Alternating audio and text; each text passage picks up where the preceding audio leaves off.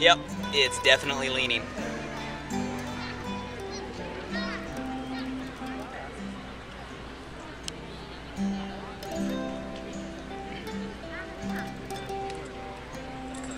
Well guys, it's Blake Mallen coming at you, as you can tell, from Pisa here in Italia, which is Italy for all you Americans out there. And very, very interesting story. A matter of fact, that took 99 years to build. And I didn't know the story of the Leaning Tower of Pisa. It was actually an accident. The people that started to build it, almost right at the beginning, the whole foundation below the tower started to cave in.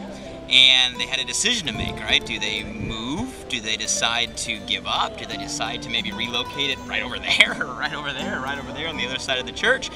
Or do they decide to adapt the entire architecture of the tower and build a mathematical phenomenon that allowed them to continue to erect an entire tower, have it actually lean, and stand the test of time? This was actually built in 1173, if you can actually believe that. And I'm sitting here kind of reminiscing on that story as I kind of tilt my head a little this way, a little that way.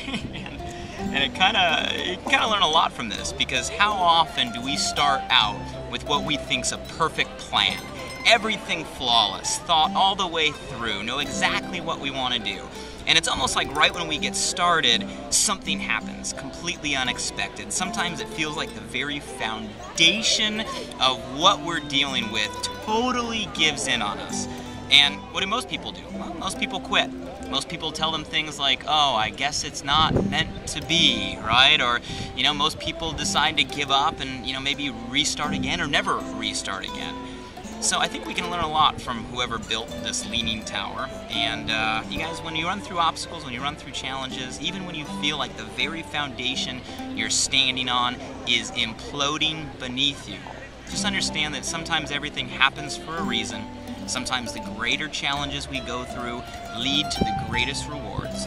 And the biggest obstacles we overcome are merely tests to see if we deserve to create that potential that's waiting for us on the other side. And after all, I don't think this place would be famous if it was the straight Tower of Pisa. I don't think Galileo would have climbed up a straight tower to do his experiments on gravity. I don't think this would have been one of the 7 wonders of the world had it not been for overcoming that obstacle, adapting, and doing what it took to reach its potential.